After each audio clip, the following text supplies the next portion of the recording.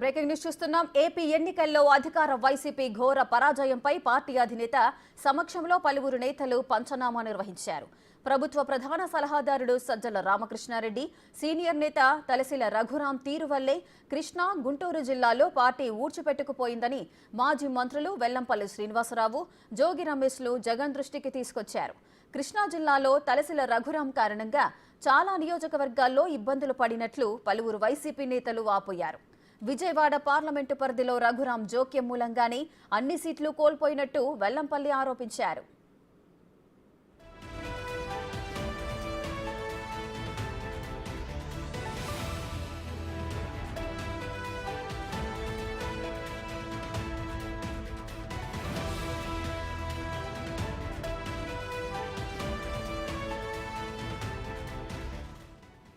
నియోజకవర్గాల్లో పరిస్థితిని అనేక సందర్భాల్లో తమ దృష్టికి తీసుకువచ్చేందుకు ప్రయత్నించినప్పటికీ సజ్జల అవకాశం ఇవ్వలేదని మాజీ మంత్రి వెల్లంపల్లి జగన్ దృష్టికి తీసుకొచ్చారు. ప్రభుత్వ ఉద్యోగుల వ్యతిరేకత గురించి అనేకసార్లు చెబుదామనుకున్నా సజ్జల తమకు అవకాశం ఇవ్వలేదని మరో మాజీ మంత్రి జోగి రమేష్ జగన్కు చెప్పారు. ప్రధానంగా సజ్జల వ్యవహరించిన తీరు, కార్యకర్తలను పట్టించుకోకపోవడం వల్లే పార్టీ ఓటమి పాలైందని జోగి పేర్కొన్నారు.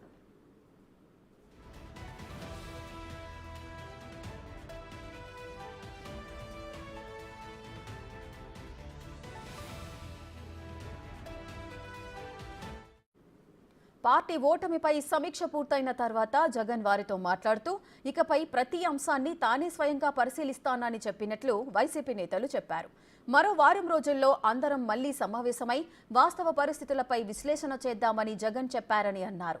పార్టీ కార్యాలయం, క్యాంప్ ఆఫీసుల్లో ఈ నెల 10న పలు మార్పులు చేస్తున్నట్లు జగన్ చెప్పారని వారన్నారు.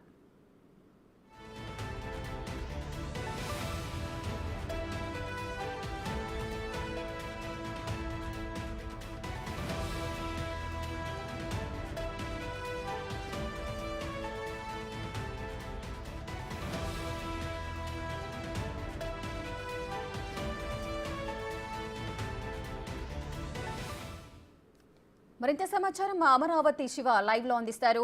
శివ, సార్వత్రిక ఎన్నికల్లో వైసీపీ పార్టీ ఘోర పరాజయం తర్వాత పోస్ట్ మార్టం అయితే నిర్వహిస్తున్నారు. ఇందులో అటు ముఖ్యంగా సజ్జలనే దీనికి ప్రధాన కారణం అంటూ కూడా అంటున్నారు.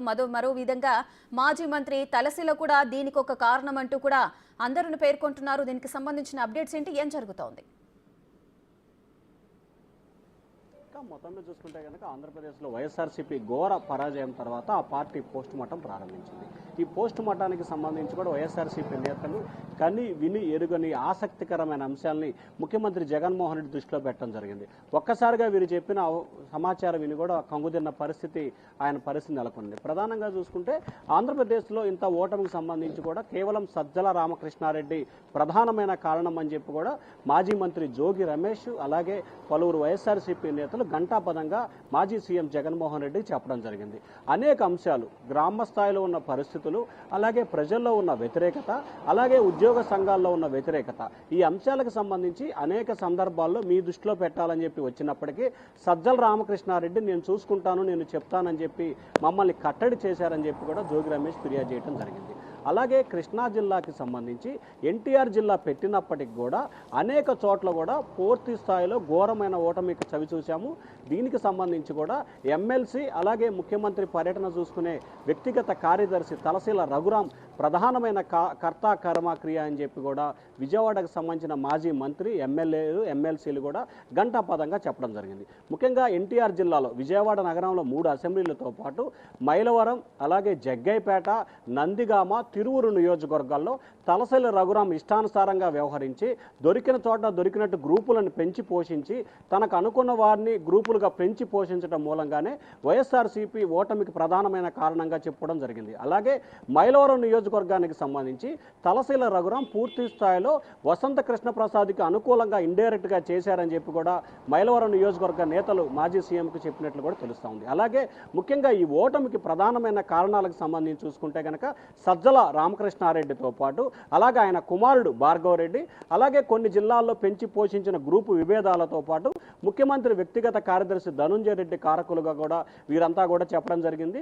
వీటన్నిటికి సంబంధించి ఏదైతే సానుకూలంగా విన్న జగన్మోహన్ రెడ్డి ఇక నుంచి ప్రతి అంశాన్ని తానే స్వయంగా పరిశీలిస్తాను, ప్రతి అంశాన్ని తన దృష్టికి తీసుకురావాలి, తన కలవటానికి ఎవరు కూడా మొహమాట పడద్దు, ప్రతి ఒక్కరూ తన వద్దకు వచ్చి మీ ఏదైతే ఇష్యూస్ ఉన్నాయో వాటిపై తన వద్ద డిస్కషన్ చేయాలని చెప్పి కూడా వారికి సూచన చేసినట్టు తెలుస్తూ ఉంది. అలాగే పార్టీ కార్యాలయం తాను ఉండేది వేరు చోట్ల ఉంటే కొంత టెక్నికల్గా ఇబ్బంది పరిస్థితి ఏర్పడుతుంది కాబట్టి ఏదైతే తన నివాస ప్రాంగణంలో ఉన్న ముఖ్యమంత్రి క్యాంపు కార్యాలయాన్ని ఇక నుంచి పార్టీ కార్యాలయంగా వినియోగించుకోండి, తను తరచూ తనని కలవండి, ప్రతి అంశానికి సంబంధించి కూడా తాను మీతో డిస్కషన్ చేస్తాను, అలాగే ప్రతి వారం రోజులకోసారి పార్టీకి సంబంధించిన రీజనల్ కోఆర్డినేటర్లు, జిల్లా అధ్యక్షులు, ముఖ్యమైన నాయకులతో సమావేశం అవుదామని చెప్పి జగన్మోహన్ రెడ్డితో వారికి చెప్పినట్టు తెలుస్తూ ఉంది.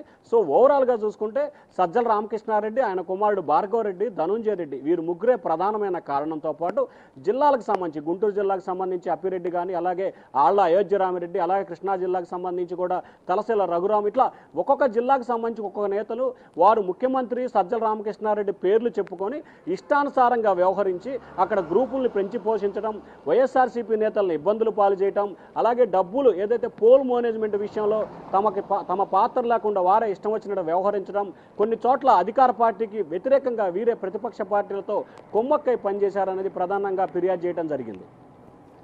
శివ, ఇంతకు ముందు వారు అన్నారు అటు సజ్జల రామకృష్ణారెడ్డి కానీ తలసిల రఘురాం కానీ వీరంతా కూడా ప్రధాన సమస్యలు ఏవైతే ఉన్నాయో అటు ఉద్యోగుల సమస్య కానీ అదేవిధంగా నిరుద్యోగిత వ్యతిరేకత, సో ఈ రెండు అంశాలను ఒకవేళ సీఎం జగన్ దృష్టికి తీసుకువెళ్ళినట్లయితే ఆ ప్రాబ్లమ్స్ సాల్వ్ అయినట్లయితే ఈ సీట్ల సంఖ్య అంటే ఇప్పుడు సార్వత్రిక ఎన్నికల్లో వచ్చిన సీట్ల సంఖ్య కాస్త మెరుగుపడే అవకాశాలు ఉండేవంటారా?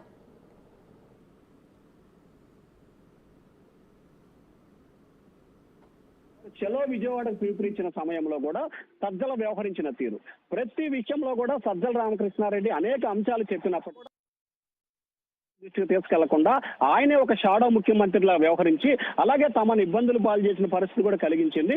అలాగే ఉద్యోగుల విషయంలో కానీ నిరుద్యోగ విషయంలో కానీ ముఖ్యమంత్రి కనుక సానుకూలంగా స్పందించినట్లయితే, ఈ అంశాలు ముఖ్యమంత్రి దృష్టికి కనుక తీసుకెళ్ళినట్లయితే పోస్టల్ బ్యాలెట్ల విషయంలో ఖచ్చితంగా వైఎస్ఆర్సీపీ కొంత అనుకూలంగా పడే ఉంది. దాదాపుగా వన్ సైడ్ ఏదైతే పోస్టల్ బ్యాలెట్ కి సంబంధించి 5,39,000 ఓట్లు పడ్డాయో దీంట్లో దాదాపుగా 3,50,000 పైగానే ప్రతిపక్ష టీడీపీకి పడ్డాయి. సో ఈ అంశాన్ని కనుక ముఖ్యమంత్రి దృష్టికి తీసుకెళ్తే ఖచ్చితంగా మరొక 20 నుంచి 30 సీట్లు అదనంగా వైఎస్ఆర్సీపీకి వచ్చే అవకాశం ఉందని చెప్పి కూడా ఆ పార్టీ నేతలతో విశ్లేషించుకున్నారు. దానికి సంబంధించి కూడా గణాంకాలతో సహా ముఖ్యంగా ఎవరైతే మాజీ మంత్రి వెల్లంపల్లి శ్రీనివాసరావు కానీ, నందిగామకు సంబంధించిన మండితోక జగన్మోహన్ రావు కానీ, అలాగే గుంటూరు తనని ఓడించడమే ఏకైక ధ్యేయంగా కూడా గుంటూరు నగరంలో ఉన్న వైఎస్ఆర్సీపీ నేతలు పనిచేశారు. దీనికి కర్త కర్మ క్రియగా అప్పిరెడ్డి వ్యవహరించారని చెప్పి ఆ మైత కన్నీరు కూడా పెట్టుకున్నట్లు కూడా తెలుస్తోంది. సో ఓవరాల్ గా చూసుకుంటే ఎవరి ఇష్టానుసారం వాళ్ళు వ్యవహరించి అంతిమంగా పార్టీని స్థితికి తీసుకురావడానికి కారకులయ్యారు. ఖచ్చితంగా నిరుద్యోగులకి ఉద్యోగులకు సంబంధించిన సమస్యని అప్పటి ముఖ్యమంత్రి దృష్టికి కనుక తీసుకొచ్చినట్లయితే కొంత ఖచ్చితంగా ఫలితాల్లో మార్పులు చేర్పులు జరిగే అవకాశం ఉండేదనేది కూడా ఆ పార్టీ నేతల అభిప్రాయంగా కనిపిస్తా ఉంది. Right, thank you Shiva, thanks for the live details.